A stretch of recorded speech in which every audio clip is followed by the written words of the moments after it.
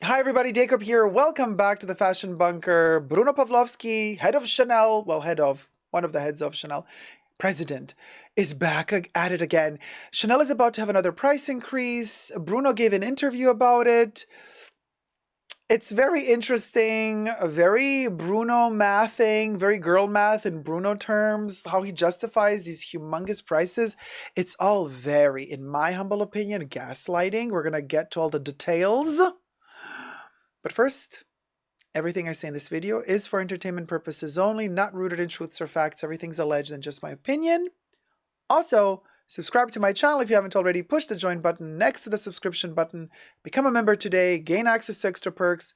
This video is being filmed live in front of a live virtual audience. Hi to my co-chattors. You can also join me on Patreon, superdacob, all spelled together there as well. So, WWD Magazine has interviewed Bruno Pavlovsky. I have a picture. Let me show you. Oh, this side, sorry.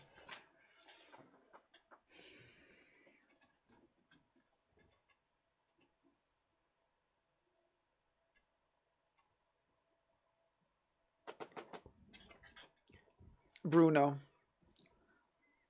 So anyway, Bruno's talking. And WWD says, as Chanel prepares to raise prices again, it explains why its classic flat bag is a great investment. Yeah, now they're using the girl math against us.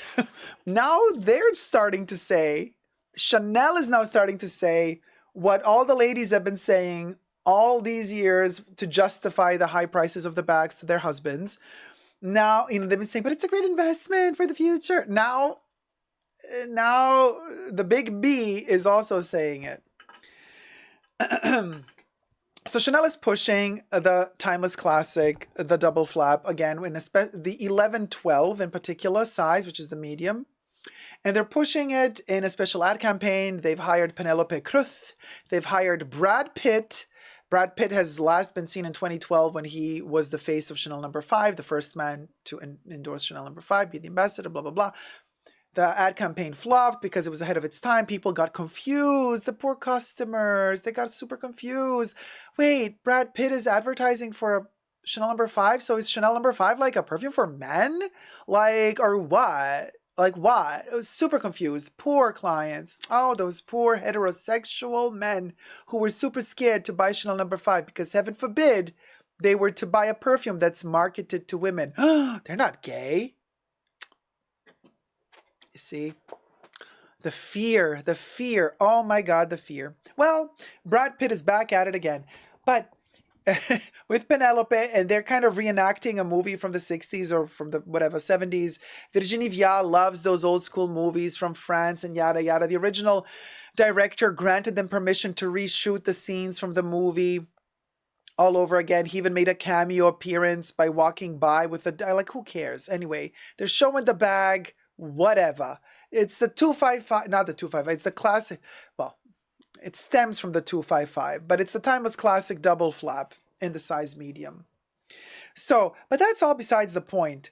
The French luxury house unveiled the film, blah, blah, blah, and the full advertisement campaign is going to be launched on March 27th, 2024. And here's the plot twist. Of course, that's right around the time after the price increase. So I have a sneaky suspicion they're just to kind of make you desire the bag even more, but to be able to get away with the price increase, they're going to do a major ad campaign right after the price increase. This is my theory. That's what they're going to do, in my opinion. So they're going to launch this Penelope Cruz, Brad Pitt ad campaign right after the price increase, in my opinion. And I'm like, it's not like Brad Pitt is having the best reputation at the moment with all the allegations circulating around him with Angelina Jolie and the kids and what went down. So I'm like, really? Okay. But hey, you want him in your commercial? Good for you. More power to you. Now, Bruno Pavlovsky, president of fashion and president of Chanel SAS, which I started reading, Chanel SAS, Isn't that funny? I know it should be spelled differently if you're going to read it as sus, but I just like to do it. So Chanel sus told WWD magazine in an exclusive interview, and I quote, "Now, what voice should we give Bruno Pavlovsky this time?" I have this kind of little thing, this little running gag that I do every time I read an interview with Bruno Pavlovsky. I give him kind of a new voice. So I've been thinking today to give him the voice of Little Edie from Grey Gardens. You understand? So Bruno Pavlovsky as Little Edie, he's like, "For us, the bag is one of the icons of the brand. And to talk about an icon, who better than two icons? You understand?" Chanel decided to make the focus its 1112 handbag, which is the medium size. The reinterpretation of the 255 bag, which was launched by Karl Lagerfeld in 1983 with a double C turn lock. And then they say that in recent years, the brand has steadily raised the price tag of its star product, placing it in the same bracket as the rival Hermes, while launching trademark infringement lawsuits against luxury secondhand retailers, The Real, and What Goes Around Comes Around. I've made videos on both of these lawsuits, so go check out those lawsuit videos on my channel. Also very funny to watch. Sad, but funny. So we got all the deets. We spilled all the beans and all the tea on those lawsuits. If you wish to see those videos, you can on my channel. And in the article, they say, as Chanel is preparing for yet another round of price increases, the house wants to emphasize the longevity of the design, which guarantees that, unlike its seasonal offerings, it will never go out of style. What good will it do me not going out of style, Chanel, if it falls apart? If the bag falls apart, okay, so it doesn't go out of style, but it fell apart. It started pilling. Fell apart. See? So Bruno says, aside from ready to wear, this bag is the only thing that Mademoiselle Chanel, Cal, and Virginie had in common. You understand. It's the one you see again and again on the runway. You understand, said Pavlovsky. At Chanel, we like to call it the couturier bag. You know, Coco Chanel was inspired by men's military satchels to create her signature bag with the chain straps. You understand. The way it's constructed and produced is really in a couturier style because it's sewn and turned inside out. It's constructed like a jacket. That's what sets us apart from many other brands in terms of technique. We approach it as fashion, not necessarily as leather goods. You understand. So now he's saying he does not want to treat the bags as leather goods.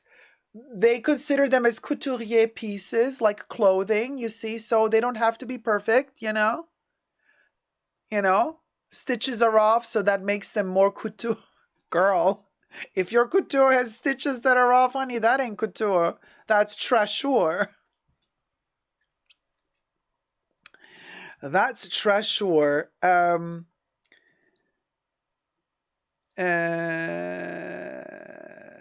So, what is that? He told us that the Chanel bag placed on the table was the one. Okay, this is in the video that they shot. It's the same bag that was used in the 70s or 60s for the original film that Anouk Aimee used in real life.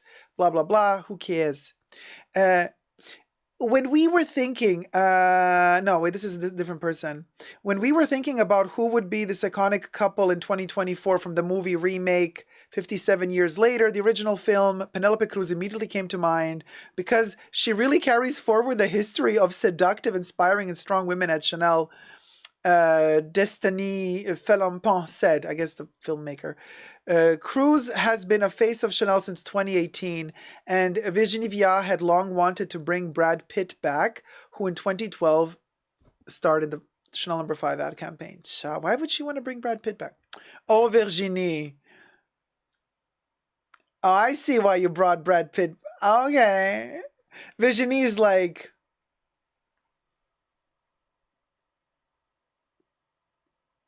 Hi, Brad. Listen, listen, Linda. I'm gonna give you the job, but like,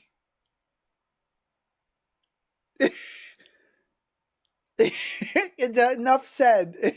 Enough said. Of course, that didn't happen. Or did it? I don't know. Everything's alleged. This is just satire. Satire. Um. So. So. So anyway, moving on. So for the past few years, Chanel has increased its prices in March and September, and Pavlovsky confirmed another round of hikes was imminent, despite the slowdown in luxury spending that is causing many brands to ease up on price increases. He decided to provide additional details, except to say the rise will be in line with inflation. Oh, he said, except. Okay, so Bruno says, we're not chasing a market positioning, but we're raising our prices to cover our costs, you understand. Most of our competitors have already increased their prices this year. We haven't raised ours, so yes, there will be an increase fairly soon, you understand. So, with regional price differentials smoothed out, the increase will be the same everywhere except for Japan, where prices will go up a little extra to compensate for the weakness of the yen, he added.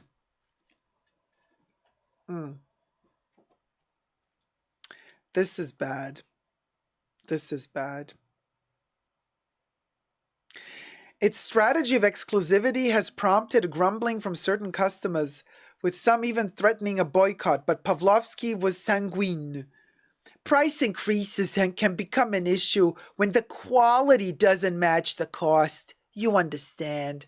And I'm like, he's telling us that the quality is really high. He really is telling us this, despite the fact that more and more and more people on social media are coming out showing their Chanel pieces not in good condition, especially the leather pieces. But he's still saying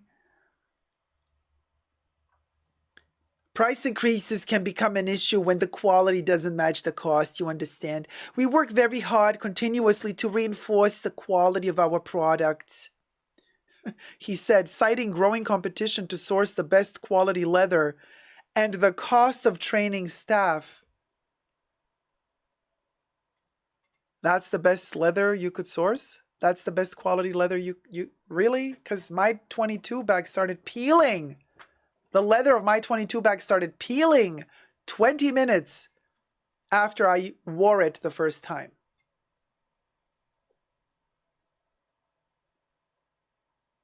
And when we inspected the leather, it looked like it was bonded leather, and at best, the stomach part of the hide, which is the cheapest leather you could get.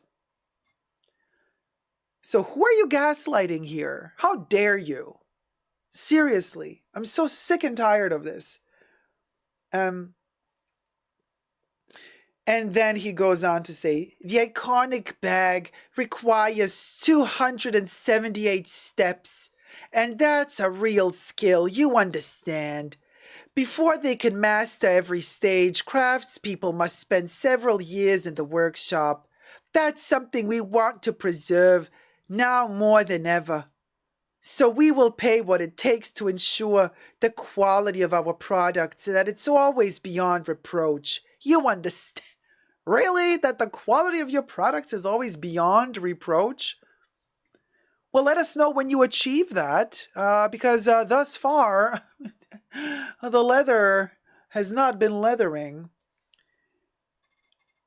The article throws a little bit of shade. It says, he believes connoisseurs of the brand understand that its lambskin tends to be more fragile than grained calfskin. He's such a gaslighter. Like we're idiots. Like we don't know the difference between lambskin, the calfskin, the goat skin, the sheepskin, the glossy calfskin, the de-stressed calfskin of the 255. Like we don't know. Like we was born yesterday. an indirect response to those that have complained of wear and tear on the delicate material. Oh my God, he's so avoiding the issue. I did not have an issue with his lambskin leather. I had an issue with his 22 bag, which was a glossy calfskin. It was not lambskin. But he completely ignores this. He completely ignores the fact that people are having a ton of issues also with his calfskin, which is cow, not lamb. Doesn't exist. The problem doesn't exist. We're all crazy. We're all crazy. The consumer is crazy. So, but the gaslighting here, oh my God. He's like, you're dumb. And I'm reading between the lines here. He's like, you're stupid. Duh, lambskin is more fragile than grained calfskin, which is our caviar leather. Like, duh, you dummy. I'm like, no, that's not what we're saying. We're not complaining about your lambskin being the only issue. You're just gaslighting us, making us sound like we're idiots, like we don't know that lambskin is more delicate than the other leathers. Like we're so stupid. Like, nobody gets it, Bruno. Thank you for finally opening our eyeballs and like explaining to us like what will go will go. Because without your explanation right now, I would be dumb as F-U-C-K me. Thank you, Bruno, for like literally bringing knowledge and wisdom to this single-digit IQ brain. Like, thank you, Bruno. Totes. And then he says, he added, when you talk about watches and cars, you see that there's no limit. Because in my opinion, the people... Okay, wait, so hold on. I understand the price may be perceived as very high, but we're talking about a luxury product, so not everyone is able to deliver that. Well, you obviously ain't able to deliver that, so why you charging for it as if it were luxury? Allegedly. People also come to us for the historic know-how of the brand, which in my opinion justifies the price. You understand. When you talk about watches and cars, you see that there's no limit. While Chanel maintains it does not implement quotas, Pavlovsky noted it has waiting lists for certain styles, and he sought to reassure clients that the brand is not trying to block them from reselling their bags. Despite its recent win against What Goes Around Comes Around following a protracted battle in a New York federal court. Our customers are free to sell their products on the secondary market. That's fine by us. You understand, said the executive, who added the onus is on sellers to provide sales receipts and certificates because, like he said, the brand is not going to authenticate it for them. We call on marketplaces to respect the brands. You can't use brand codes without permission. That's the first thing. And secondly, only Chanel or only the original brand can authenticate its products. You understand. And then they talk about bag prices going higher and higher up, and Chanel has been adding private salons to most of its stores, including its recently reopened shop in department store Galeries Lafayette, flagship in Paris. If you look at the last 10 years, the average size of our stores has virtually doubled because we need these intimate spaces for customers who require privacy. You understand. In addition, the brand is opening more dedicated spaces for Chanel and Moi program, which is like you bring them something that broke and they're like, yeah, you're going to have to wait 6 months for us to repair it with a little bit of glue. Great. Chanel et Moi. You know, they were great. Whatever they could stitch and fix on the spot for me, whenever it came to textiles, it worked. Whenever it came to leather, it was terrible. Terrible. I have had only the worst, and I've had 3 bags that I had to send in with Chanel. 3 leather bags. All 3 ended in disaster. Disaster. So, terrible. Terrible. My personal opinion. Really. You know, with bag prices easily in the 5 figures, Chanel has been adding the private salons, and In addition, the brand is opening more dedicated spaces also in Japan, London, Hong Kong, and then the next locations are going to be those VIP boutiques with extra salons are going to be in South Korea and New York City. We plan to open them in virtually all the big cities where we have a presence. You understand. And he believes the price is not too high. I mean, I'm shook.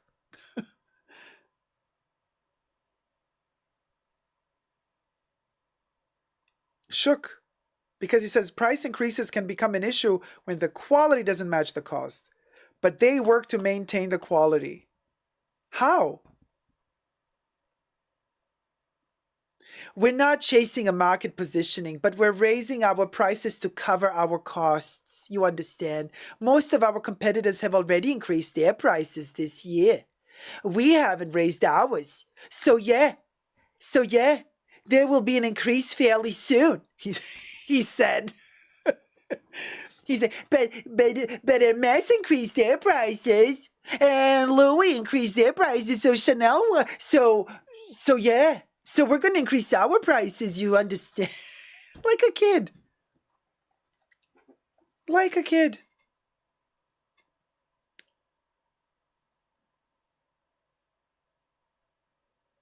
Like a kid. With regional price differentials smoothed out, the increase will be the same everywhere except for Japan, where the price will go up a little extra to compensate for the weakness of the yen, he added. So, the price of a Chanel medium classic bag has gone from $5,800 in 2019 to $10,200 in 2024, an increase of 75% according to New York-based reseller Madison Avenue Couture. While the current price matches the one on Chanel's website, the brand said it does not confirm historical data. In other words, Chanel is not going to tell you how much the bag cost at Chanel 10 years ago. Maybe they're embarrassed. They don't want you to know. They want you to forget how much the bag used to cost 10 years ago. That's why they're not giving you the information about the prices that they had several years ago. Can you believe this? The audacity. The audacity.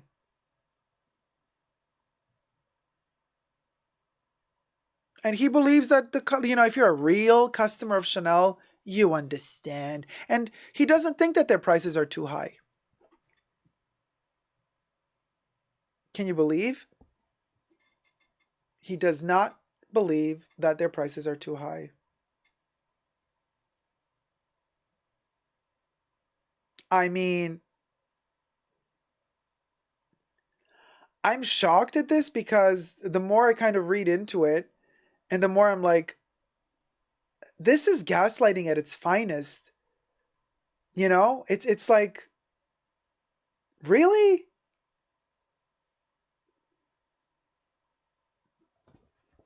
I'm shook. And always that smirk on his face. He's always so content and happy. It's all everything is fine. Everything is fabulous. We're the best brand. Quality's amazing. We're doing everything to preserve the How? How are you doing everything to preserve the quality? I really, the stitching is off on the leather bags. You got people coming to court for the what goes around comes around from working for you, then telling the judge they've been showing a bag and they're like, oh, the Lampo zipper, that's not Chanel because we don't use Lampo zippers. And then the Chanel guys corrected, and then they told him like, you did use Lampo zippers in the past. He's like, oh, really? And you're the Chanel expert working for Chanel? And then he's like, the stitches are off. The stitches are not aligned, so this bag is not authentic. And they're like, no, this is the authentic bag. This is an authentic Chanel bag. Your stitches are off. He's like, oh, really? Look at the transcripts. Look at the transcripts of that shenanigan of a lawsuit. I mean, where are we at now? Chanel, girl, what gives? But I'm telling you, right now, that this is the end of luxury. People are not buying. You understand?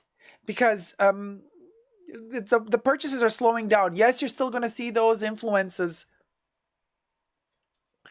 who are gonna, they just need it for their own prestige. I guess these little rich housewives who have these husbands who, just like, yeah, just here's the credit card, buy what you want, leave me alone, let me go with my mistresses.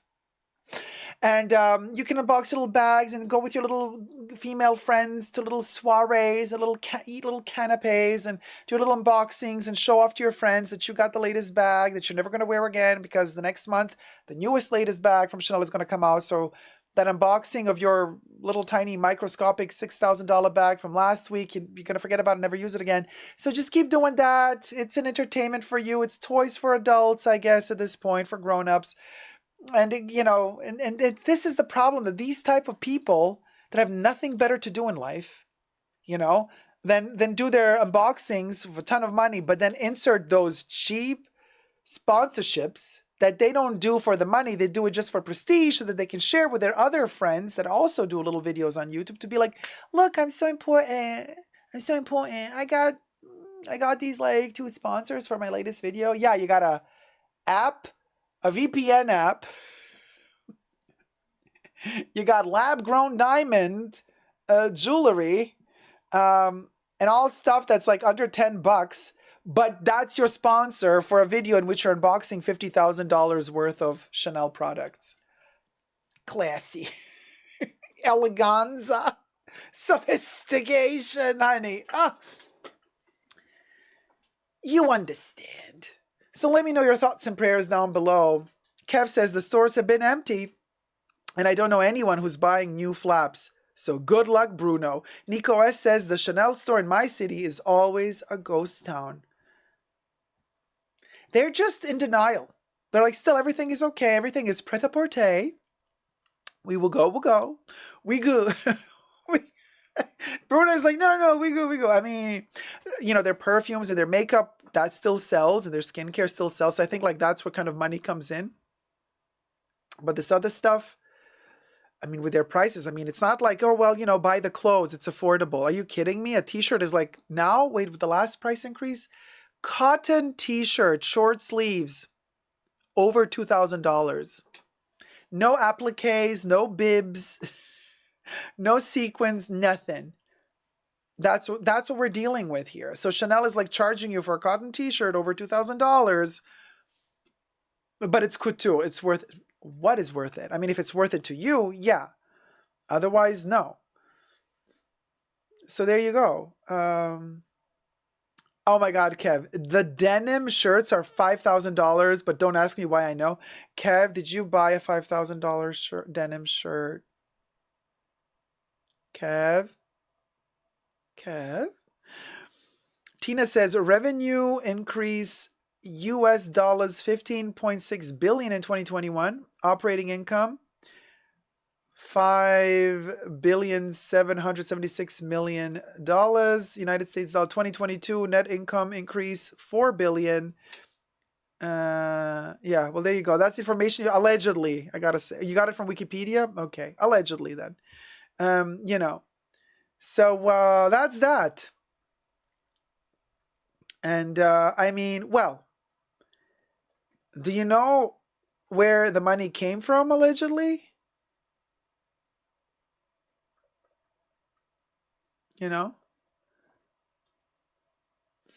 Or allegedly.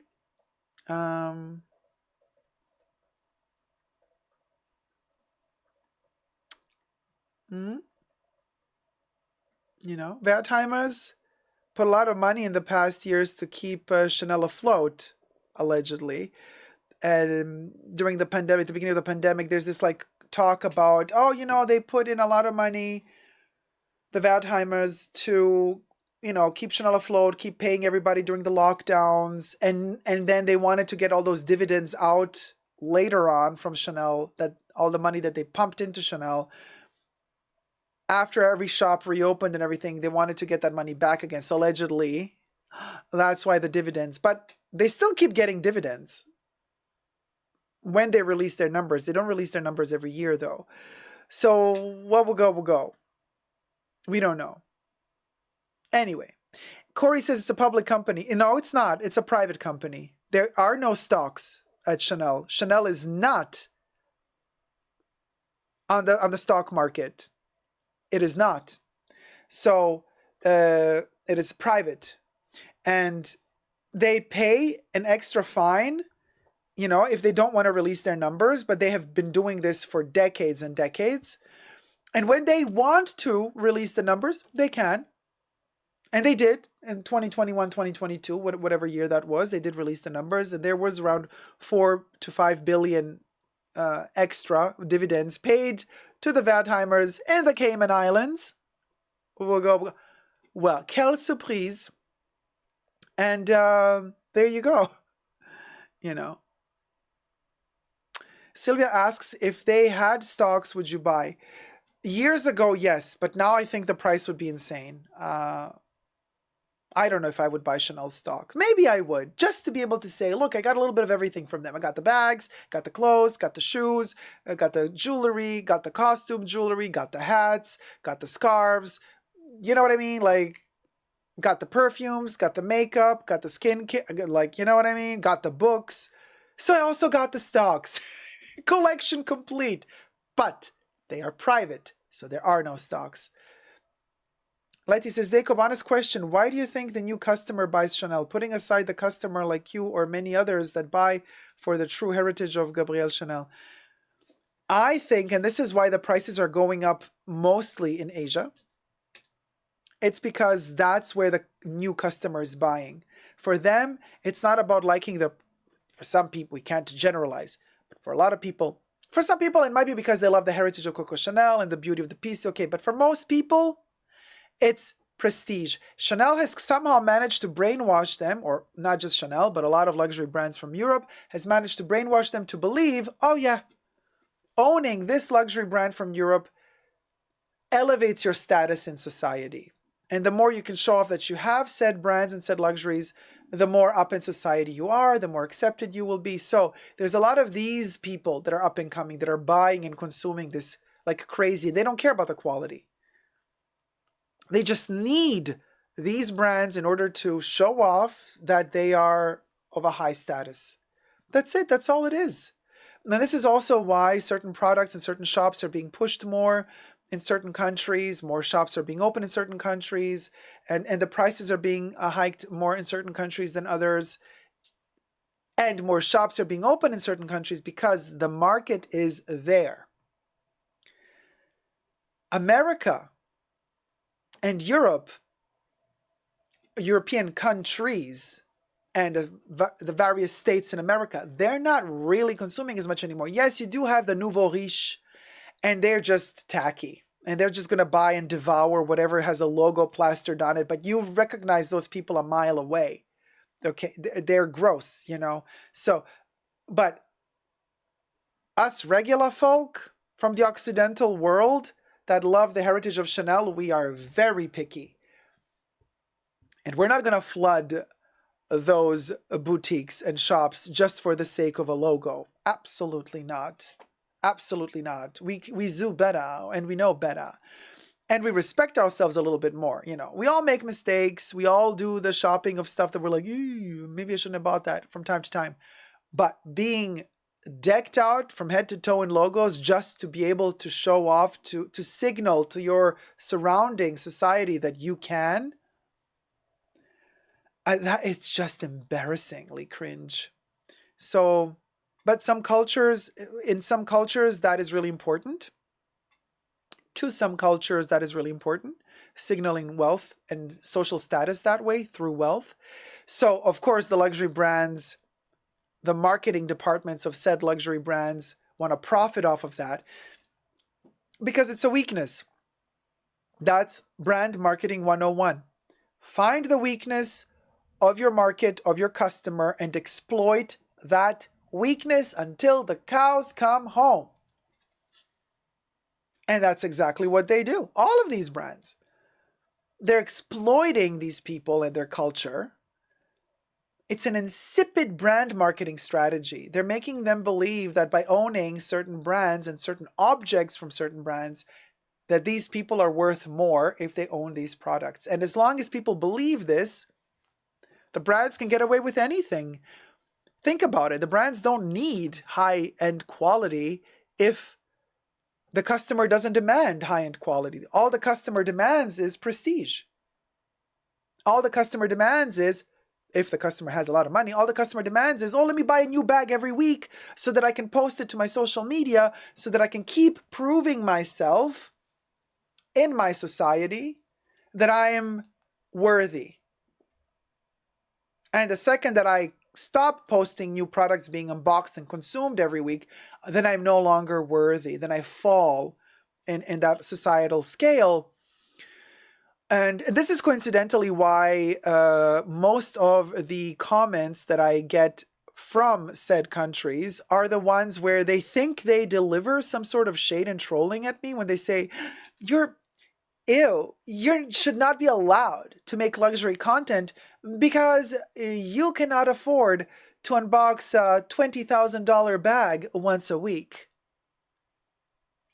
Those people make me cringe to the core. I feel pity for those people, for the prison that they live in, for their narrow-mindedness, the vision of a horse that's being blocked by those side tassels things. Because I'm like, wow, you're that poor inside. You poor, poor thing. You really have no clue, huh? Who's gonna tell him? That's the thing. Even when you tell them, they don't get it because they've been indoctrinated into that type of culture, and they will never get it. They will remain victims and prisoners of that mentality till their dying day. And they will pass on that virus to their kids and grandkids. And so great. The luxury brands will profit until the end of days.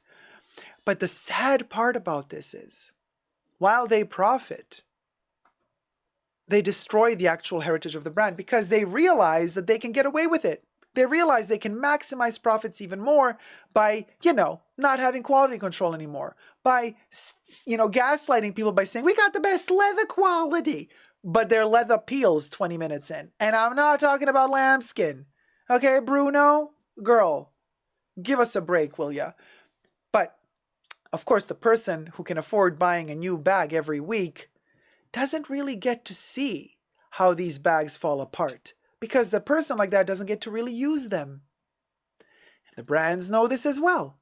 So they produce bags that are, photograph ready, Instagram ready, photogenic for an Insta selfie, but not much more than that. There you go. That's that. That's that. Now, Chanel used to have wonderful quality. I have some gorgeous Chanel bags from the past. I stopped purchasing their leathers. The last piece I bought was that I kept, that I did not return to Chanel because it was faulty. The last piece is, and I was just checking the other day through my receipts, they're all chronologically ordered, was the pink medium-sized heart bag, lambskin leather, from 2022. Spring, summer 2022. Now we're getting into spring, summer 2024. It's been 2 years that I have not purchased a leather piece from Chanel that I have kept, And the ones that I didn't keep, I did not sell. I brought them back to Chanel and demanded my money back or a voucher because they were peeling. And that was 2 bags. Since the heart bag, I got 2 more bags and I returned them. For one, I got the money back. The 22 bag, they gave me my money back. But the other, the micro red calfskin caviar with gold hardware, that one was, the leather was peeling, breaking, tearing. I made a video about that as well with close-ups of the leather falling apart. They sent that for repairs as well. 6 months later, the bag came back worse than it was before. And I said, you didn't fix it. You made it worse. Typical. We're running after each other all the time. Every time have an issue with your leather and you send it off for 6 months, it never comes back repaired. So they finally gave me a voucher for the second bag. And with that voucher, I got myself the long-sleeved Coco face print shirt. And that's that.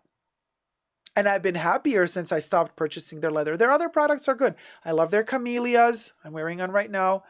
I love their jewelry. I'm wearing, I'm wearing several of their fine jewelry pieces. Still love quite a few of their costume jewelry pieces. Their clothes. I'm big, so not everything fits me. When it fits me, I buy it. But no leather. I stay away from their leather, and staying away from their leather has caused me way less headaches. Personally, you do you, but I'm just saying. Staying away from their leather has caused me much more pleasure and fun in my life. So there you go. Let me know your thoughts and prayers down below. And until next time, never forget to never give up on love. Subscribe and thumb up the video. Bye.